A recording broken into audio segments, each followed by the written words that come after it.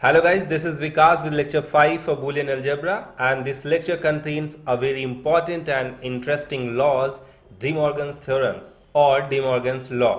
Augustus De Morgan's ने दो बहुत ही इंपॉर्टेंट और बहुत ही पावरफुल आइडेंटिटीज या आप उन्हें थ्योरम या लॉज कह सकते हैं बनाए हुए हैं, डिस्कवर किए हुए हैं for the simplification of expression. हम लोग जितने भी लॉ पढ़ रहे हैं किस लिए पढ़ रहे हैं? एक्सप्रेशंस को सिंप्लीफाई करने के लिए।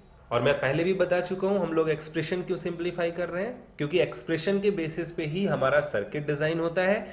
और अगर एक्सप्रेशन सिंप्लीफाई होके इजीएस्ट बना तो हमारा जो सर्किट बनेगा वो भी सिंप्लीफाइड बनेगा, तो कम कॉस्ट में और कम कॉम्प्लिकेशंस के साथ हमारा सर्किट प्रिपेयर हो जाएगा। इसके लिए जो सबसे पावरफुल थ्योरम यूज होती है वो है डिमॉर्गन्स थ्योरम। आइए स्टार्ट करते हैं फर्स्ट से। फर्स्ट लॉ कहता है कि अगर दो वेरिएबल्स हैं हमारे पास और उन दोनों वेरिएबल्स में दोनों को ऐड करके अगर उनका नॉट ऑपरेशन कर दिया जाए तो ये इसके इक्वल होता है। यानी दोनों वेरिएबल्स को अगर हम दोनों का नॉट करके मल्टीप्लाई करें तो जो वैल्यू आएगी वही वैल्यू इसकी भी आएगी, दोनों इक्वल है। तो इसका एक ये भी मतलब निकलता है कहीं एक्सप्रेशन में अगर ऐसा लिखा है तो उसकी जगह आप ऐसा लिख सकते हैं, या फिर ऐसा लिखा है तो उसकी जगह आप ऐसा लिख सकते हैं।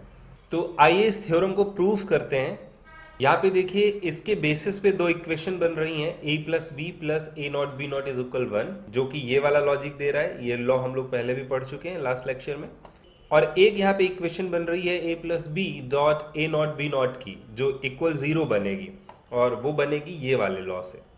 तो देखिए यहाँ पे हुआ क्या है कि ये जो a प्लस बी है इसको यहाँ पे लिया गया है x मान करके, ये पूरा का पूरा x है, और इसका जो नॉट है वो इसके बराबर है। तो अगर इसका नॉट कर दिया जाए तो ये इसके बराबर है, यानी यहाँ पे रख दिया x नॉट की जगह पे। तो अगर ये x है तो x नॉट जो बनेगा वो ये है। अब x और x नॉट दोनों को अगर ऐड करते हैं तो ये 1 के इक्वल होता है। ये हम लोग पहले ही पढ़ चुके हैं। ये यहाँ पे मैंने आपको बताया था ये भी नॉट के लिए यूज होता है, और यहाँ पे हमने ये नॉट के लिए यूज किया है। तो चाहे ये यूज करिए चाहे ये यूज करिए, दोनों इक्वल ही हैं। आइए इस इक्वेशन को बनाने की कोशिश करते हैं एक बार फिर से। यहाँ पे देखिए a plus B is equal X माना गया है कि अगर a प्लस बी को हम x माने तो a प्लस बी का जो नॉट है वो x नॉट होगा। अब क्योंकि हमारे पास जो इक्वेशन है वो कह रही है a plus B not is equal A not B not. De Morgan's का फर्स्ट लॉ यही है कि a प्लस बी का अगर हम ऐड करके पूरे का नॉट कर दें तो वो a नॉट बी नॉट के बराबर है। तो क्योंकि a प्लस बी को हम x मान चुके हैं तो a प्लस बी जो नॉट है वो x नॉट के बराबर है, और x नॉट यानी a प्लस बी का नॉट जो है वो इसके बराबर है। यानी जहां पे x नॉट है उसकी जगह पे हम ये रख सकते हैं। यही तो यहाँ पे बताया गया है, इसलिए हमने यहाँ पे लिखा है a not B not is equal x not. ये दोनों इक्वल है। तो अब ये वाला इक्वेशन बनता है कि x plus x not, x और x नॉट अगर आपस में ऐड कर दिए जाए तो इक्वेशन में इक्वल 1 आएगा। तो वही यहाँ पे इक्वेशन बनी है a प्लस बी, ये x के बराबर है जो हमने यहाँ पे माना था, और plus A not B not ये x नॉट के बराबर है जो हमने यहाँ पे दिखाया हुआ है। दोनों को ऐड किया तो 1 हो जाएगा। और यही चीज इधर भी है, a प्लस बी को अगर x माने तो a प्लस बी और पूरे का जो नॉट है वो x नॉट बन जाएगा। और क्योंकि a प्लस बी होल का जो नॉट है वो a नॉट बी नॉट के बराबर है तो इसका मतलब a not B not x not के बराबर है। और अगर x और x नॉट आपस में मल्टीप्लाई किए जाएं तो वो 0 देगा, क्योंकि इनमें से कोई ना कोई एक 0 हो जाएगा और 0 का मल्टीप्लाई होते ही ये पूरा 0 हो जाएगा। तो इसी इक्वेशन में ये वाली वैल्यू रखी गई है a प्लस बी, और यहाँ पे multiply a not B not is equal 0। तो ये दोनों इक्वेशन बनी है। अगर हम ये दोनों इक्वेशन प्रूफ कर दें, यानी इसके इक्वल 1 ले आए और इसके इक्वल 0 ले आए, तो ये प्रूफ हो जाएगा कि हमारा डिमॉर्गन्स लॉ सही है। तो आइए सबसे पहले ये वाली इक्वेशन लेते हैं और इसको प्रूफ करते हैं कैसे 1 आएगा। अब देखिए इक्वेशन में ये फर्स्ट लॉ है, इक्वेशन में लिखा हुआ है a plus B plus A not B not.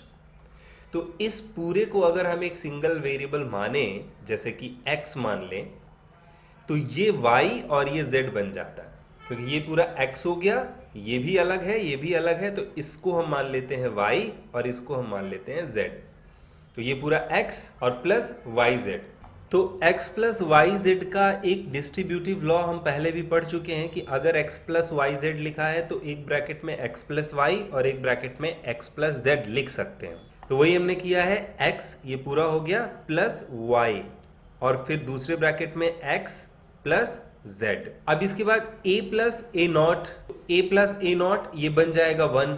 ये कॉम्प्लीमेंटेरिटी लॉ है कि अगर x प्लस एक्स नॉट है तो वो 1 हो जाता है, और 1 को b के साथ ऐड करेंगे तो b की वैल्यू कुछ भी हो, 1 हो या 0, क्योंकि हमारे पास 1 आ चुका है तो b की कोई भी वैल्यू ऐड होगी तो वो 1 ही बनेगी, इसलिए ये 1 हो गया है। और सेम वही चीज़ यहाँ पे है b प्लस बी नॉट, तो ये पूरा बन जाएगा 1, वही कॉम्प्लीमेंटेरिटी लॉ से x प्लस एक्स नॉट 1, और a उसमें ऐड होगा तो a की वैल्यू कुछ भी हो, क्योंकि प्लस है तो 1 प्लस 0 या 1 प्लस 1 1 ही होगा, और 1 1 दोनों में है और इनका मल्टीप्लाई बीच में हुआ है तो 1 1 मल्टीप्लाई 1।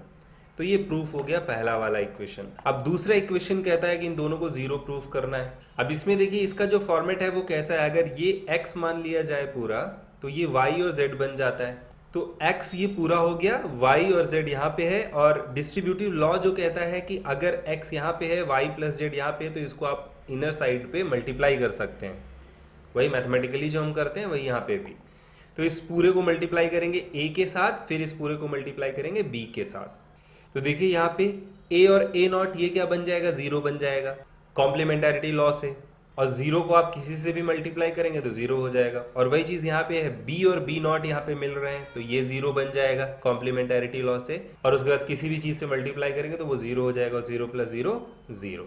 और इस तरह से डिमॉर्गन्स का जो फर्स्ट लॉ है, फर्स्ट थ्योरम है, वो भी प्रूफ हो जाती है। इसके बाद चलते हैं डिमॉर्गन्स की जो सेकेंड थ्योरम है उसको प्रूफ करते हैं। उसकी ठीक ऑपोजिट है कि अगर ए बी को मल्टीप्लाई करके नॉट कर दिया जाए तो वो ए नॉट प्लस बी नॉट के बराबर होती है।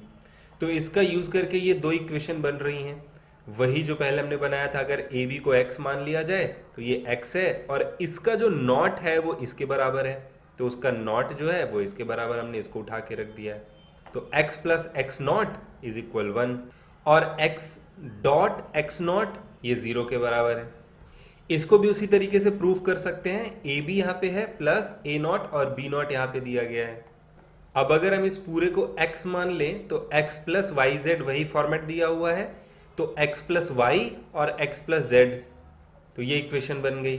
और यहाँ पे a नॉट और a ये मिल करके 1 हो जाएंगे, 1 प्लस 0 या 1 जो भी होगा b की वैल्यू वो 1 कर देगा। ऐसे ही b नॉट ऐड होकर के 1 बन जाएंगे, और उसके बाद a के साथ प्लस होकर के अगेन 1, और 1 मल्टीप्लाई 1 1।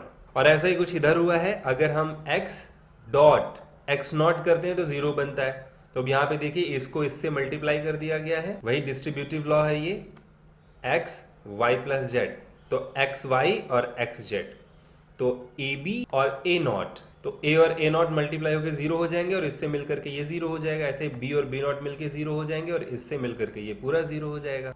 तो इस तरीके से डिमॉर्गन्स थ्योरम प्रूफ होती है। डिमॉर्गन्स लॉ को हम ट्रुथ टेबल से भी प्रूफ कर सकते हैं। यहाँ पे देखिए a और b दो वेरिएबल लिए हुए हैं हमने, 0 0 0 1 1 0 1 1, ये 4 कॉम्बिनेशंस बनेंगे। अगर a प्लस बी को ऐड किया जाए तो 0 1 1 1 आएगा, और अगर इस a प्लस बी को नॉट कर दिया जाए तो 1 0 0 0 आएगा। तो ये इस वाले पार्ट का रिजल्ट है। इसके बाद हमें चाहिए a नॉट और b नॉट, तो a नॉट यहाँ पे निकाल लिया गया, 0 0 1 1 का 1 1 0 0, और b नॉट निकाला गया 0 1 0 1 का 1 0 1 0। अब जब इन दोनों को मल्टीप्लाई करेंगे तो यहाँ पे देखिए 1 आएगा और बाकी सब 0 हो जाएंगे। तो देखिए a प्लस बी का जो नॉट है वो a नॉट बी नॉट के इक्वल आ गया, बिल्कुल सेम पैटर्न आया हुआ है बाइनरी का। तो इस तरीके से भी प्रूफ किया जा सकता है इसको। मिलते हैं नेक्स्ट लेक्चर में कुछ एडवांस गेट्स के साथ। So thanks for watching.